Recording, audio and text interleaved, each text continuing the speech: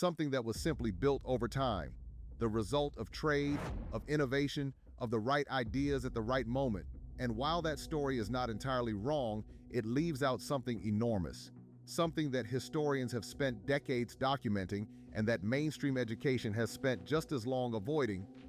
Much of the wealth that powered the rise of modern nations was built on systems of forced labor. It was extracted, systematically, deliberately, and over the course of centuries from the forced labor of millions of African men, women, and children who were given no choice and no compensation. They worked the fields of Virginia and Mississippi, the sugar plantations of Haiti and Brazil, the mines and mills of an entire colonial economy. And the fortunes their labor produced did not belong to them. Those fortunes built the banks, the factories, the railroads, and the governments of nations that would go on to describe themselves as the freest on earth. Historians have documented this reality in financial ledgers, trade records, and decades of economic research, including the work of Nobel Prize-winning economists. The evidence is overwhelming, and in this video, we are going to walk through it. Before we get into it, discussions like this one are becoming harder to keep visible on this platform. If you want to stay connected and keep up with content we cannot always post here, join our WhatsApp community through the link in the description. Now let's begin.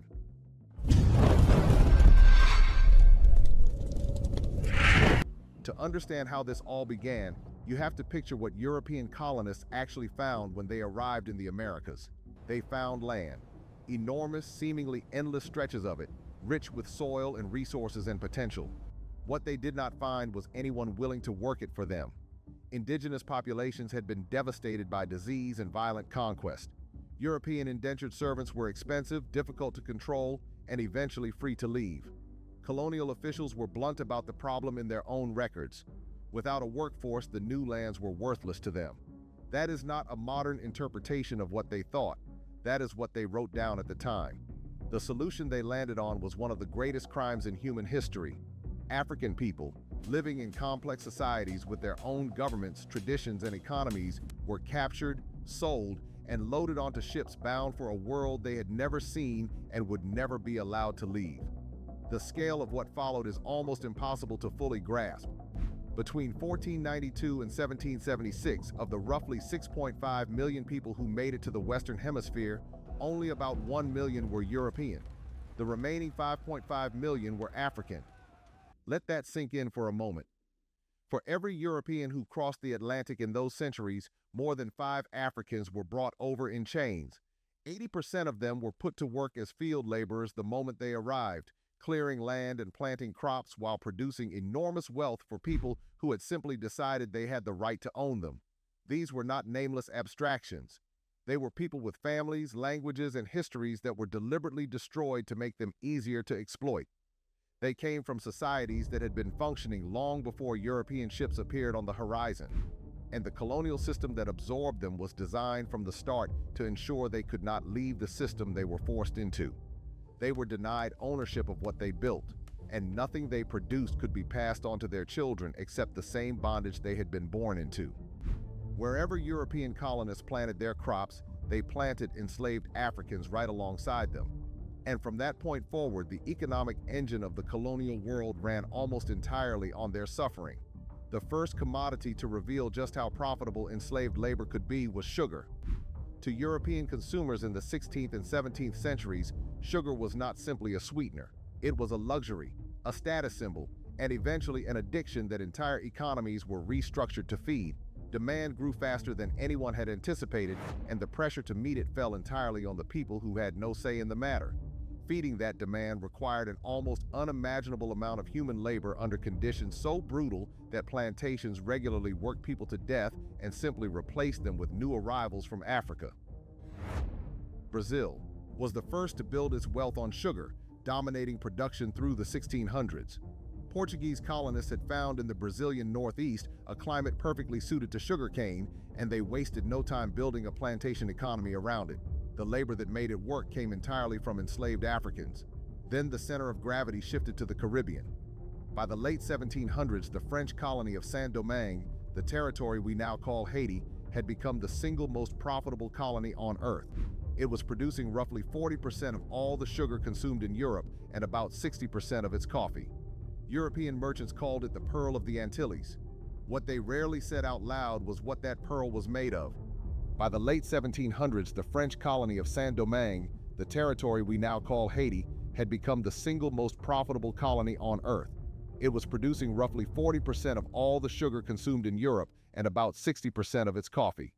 European merchants called it the pearl of the Antilles. What they rarely said out loud was what that pearl was made of. Over 800,000 African people had been shipped to that small island under conditions of extraordinary cruelty. The mortality rate on the plantations was so high that the population could only be sustained by constantly importing more people from Africa. The wealth they generated flowed in one direction only, back to Paris. When the Haitian people rose up and won their freedom in 1804, in what remains the only successful slave revolution in history, the sugar economy did not collapse. It simply moved. Cuba stepped in as the world's dominant sugar supplier, continuing to rely on African slave labor until the last chains were finally broken in 1886. More than half of all the enslaved Africans brought to the New World ended up on sugar fields at some point. The profits from sugar and rum were fed directly back into buying more enslaved people, funding more voyages, and expanding more plantations. It was a cycle that enriched European empires for generations, and the people at the center of it, the ones doing the actual work, received nothing from it at all. North of the Caribbean, a parallel story was taking shape on the American mainland. Tobacco had already made Virginia and Maryland wealthy in the 1600s and 1700s, built entirely on the labor of enslaved Africans. South Carolina's rice and indigo fields relied on the same system, but the crop that would truly transform America into one of the richest nations on earth had not yet found its moment. That moment came in 1793 with a single invention.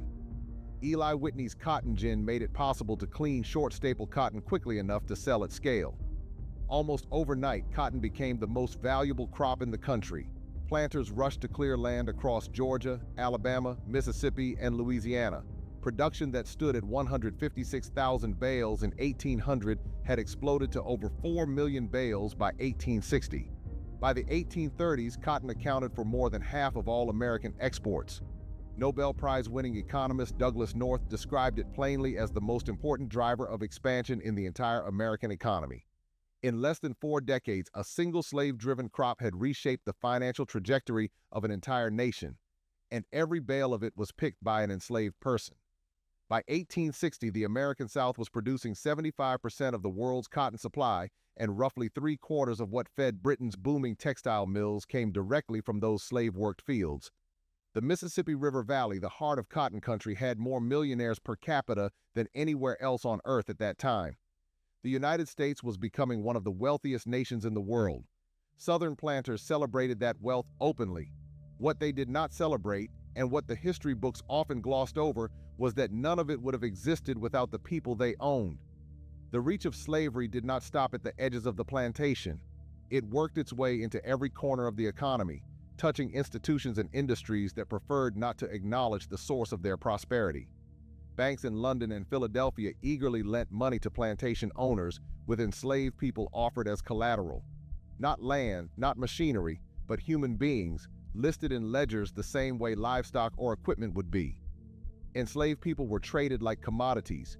They were bought and sold, used as collateral for loans, and even counted for taxation. They were, in the language of the time, property. And as property, they formed the backbone of an enormous financial system built around extracting as much value from them as possible. Northern cities were deeply embedded in this system too. New York merchants financed the cotton trade. Boston shipping companies transported slave-grown goods across the Atlantic. Insurance firms wrote policies on enslaved people as cargo. The idea that slavery was purely a Southern institution contained to the plantations of the Deep South is one of the more convenient myths of American history. The profits moved freely across regional and national borders, even when the people who generated them could not.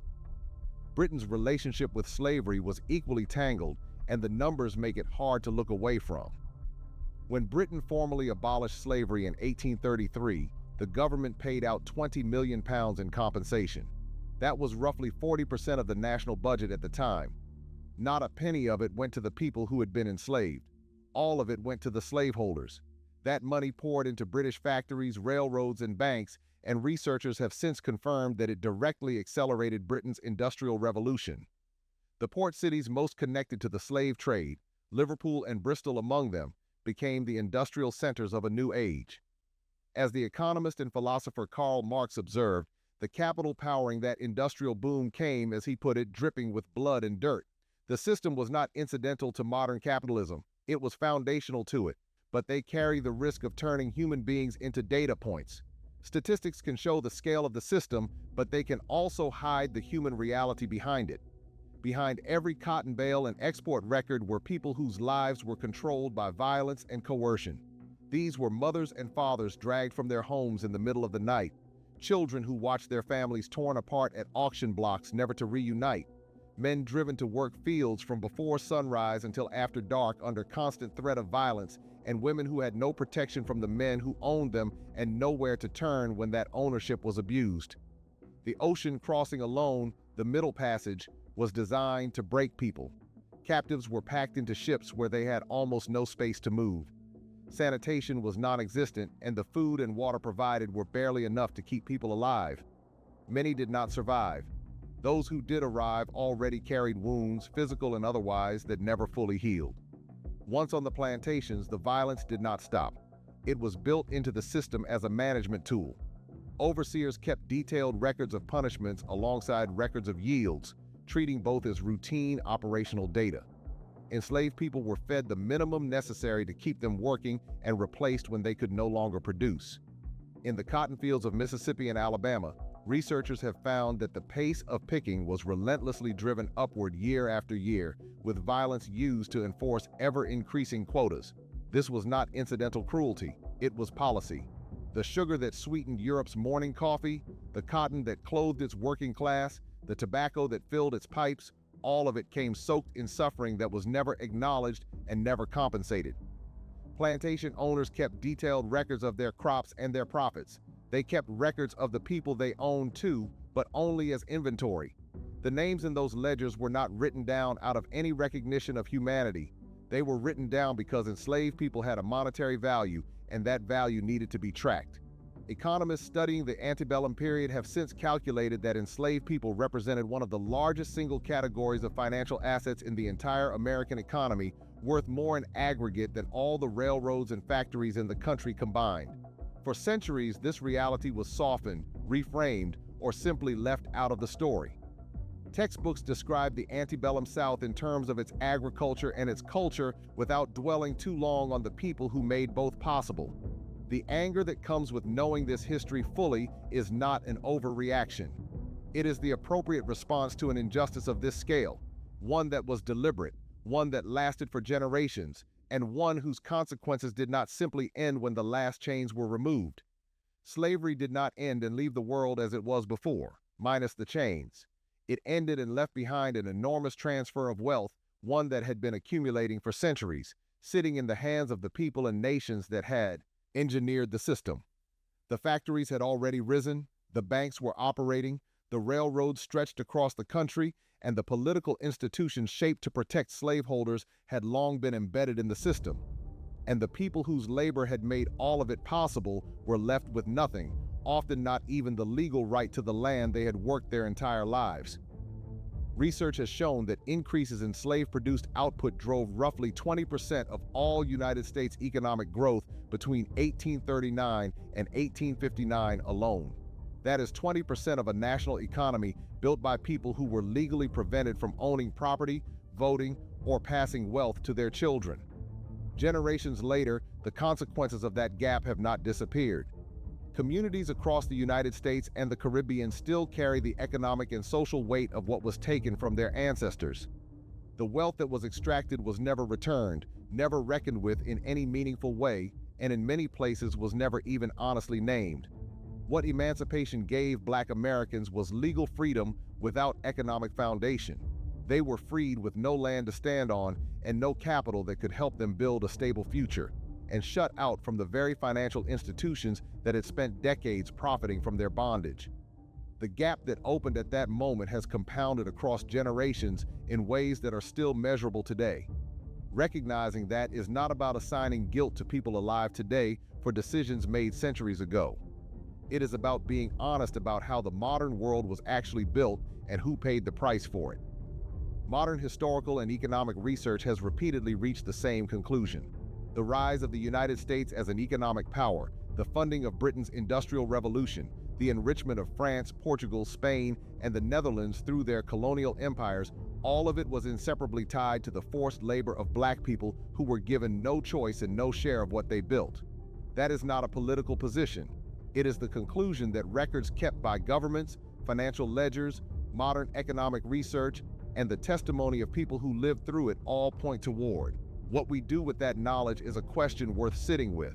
The first step is honesty.